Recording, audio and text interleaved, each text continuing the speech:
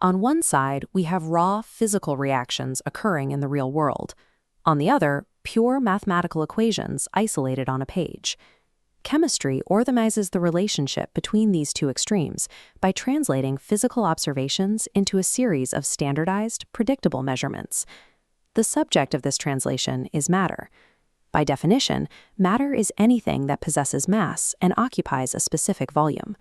Every behavior of matter, how it reacts, how it flows, how it compresses, is dictated by a hidden architecture. The structure of its microscopic particles determines its macroscopic reality. To analyze that reality, we follow a strict sequence. First, we classify the matter. Then, we isolate its specific properties. Finally, we subject it to algebraic measurement. Without the taxonomy to identify a substance, the math has no subject. Without the math, the taxonomy has no predictive power. Both are required. The first method of classification relies on the most obvious physical boundaries, identifying the state of the matter. Looking at this diagram, we see water used as a universal anchor to demonstrate the three primary physical states side by side: solid, liquid, and gas. In the solid state, particles are rigidly packed into a distinct grid. This proximity leaves virtually no room for compression and gives the matter a highly fixed volume and shape. Move to the liquid state, and the particles loosen. They remain in close contact, but can freely slide past one another. This allows the liquid to adapt to the shape of its container while still maintaining a strict fixed volume. In the gas state, particles separate drastically. They collide rapidly across vast empty spaces, creating high compressibility and allowing the matter to expand and fill any given volume completely. The physical state is merely a spatial arrangement, driven by proximity and energy. Whether tightly packed ice or expanding steam, the chemical identity is identical. Physical states categorize how a substance behaves in space, but to understand what a substance actually is, we must look at its composition. Shifting our analytical lens inward, we analyze the exact chemical makeup of the material. This composition chart establishes a rigid decision tree.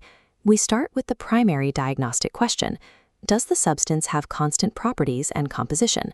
Answering yes immediately classifies the material as a pure substance.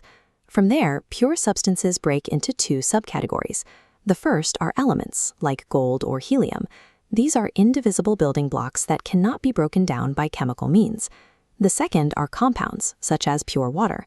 These consist of distinct elements that are chemically combined, meaning they can be broken down into simpler substances. Resetting to the top, answering no to our diagnostic question, places the material in the realm of variable composition. Mixtures. Homogeneous mixtures exhibit a uniform composition throughout the entire sample, like a completely dissolved sports drink. Heterogeneous mixtures, however, have inconsistent composition, varying greatly from one region of the sample to another. Using these specific pathways, substances can be identified and categorized within this single framework. Once a substance is correctly classified, a chemist systemically records what that matter does. These are its properties. Based on this definition, a physical property is a characteristic observed strictly without altering the chemical composition of the substance. You weigh it, you measure its density, you watch it melt, but it remains the exact same substance. Chemical properties operate differently. They are characteristics a substance displays only by changing its chemical composition. To observe flammability, you have to burn it. The observation destroys the original sample. Recording properties requires navigating a secondary layer of complexity, mass dependency. You have to ask if the property you are observing changes when you add more of the substance. Intensive properties are intrinsic. They are completely independent of the quantity present. Water boils at 100 degrees Celsius, regardless of whether you have a single drop or an entire ocean. Extensive properties are additive variables. Mass and volume scale directly based on the specific quantity of the matter you possess. Identifying these properties is the final qualitative step. To actually track chemical changes using extensive properties, observation stops and calculation begins. In the quantitative phase, simple observation is completely inadequate. Tracking exact chemical changes requires mathematical precision. Dimensional analysis serves as the logic system for these calculations, maintaining consistency between different units of measurement to avoid calculation errors. Dimensional analysis treats measurement units as physical algebraic quantities. If you multiply a centimeter by a centimeter, they interact mathematically to form a squared area unit. Because they function as algebra, if you divide a unit by itself, the unit cancels out completely. We establish pathways between different units using a unit equation. This document highlights a perfect physical equivalence.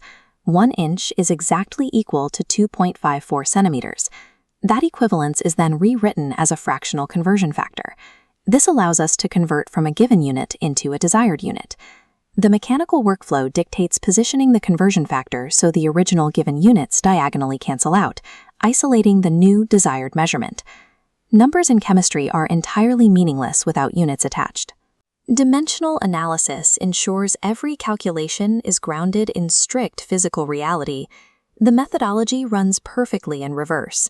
The cancelled algebraic units represent extensive properties, which define a compound, taking up physical space in a flask. Every problem in chemistry begins by locking down the exact physical state and correct compositional classification of the matter in question. Those definitions provide the parameters for testing observable physical and chemical properties.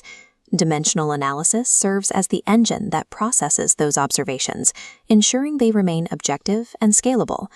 True chemical mastery relies on this entire system.